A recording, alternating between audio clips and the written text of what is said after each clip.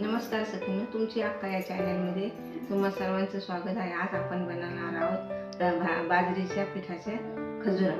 त्याआधी माझ्या चॅनलला सबस्क्राईब करा व व्हिडिओला लाईक करा। तर आपण पाहणार आहोत खजुरासाठी साहित्य।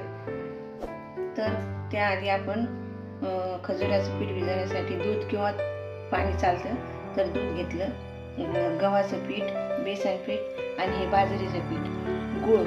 हे गुळाच्या पाण्यामध्ये आपण हे पीठ सगळं भिजवणार आहोत। तळण्यासाठी तेल, चवीसाठी थोडं मीठ आणि वरून लावण्यासाठी तीळ आणि खसखस।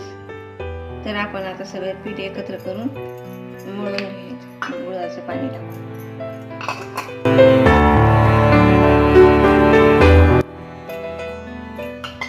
थोडी तीळमध्ये कालवीतानी पण टाकायची आणि वरून लाटतानी पण आपण टाकू खसखस पण चवीसाठी।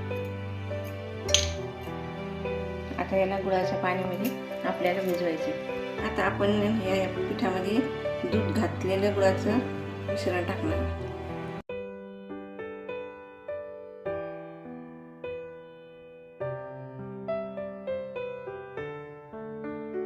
आता आपलं हे पीठ मळून झालं खजुरासाठी। आता आपण याचा एक गोळा घेऊन पोळी लाटून घे।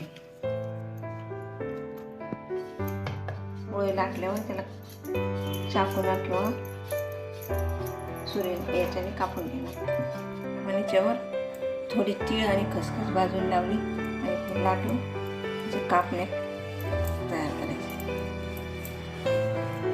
आता आपण चाकूने याला कापून आता आपल्याला शंकरपाळ्यासारखं कापून घ्यायचे। आपण कढईमध्ये तेल तापायसाठी ठेवलं। आता आपण हे कापणे सगळे तेलामध्ये टाकून घेणार।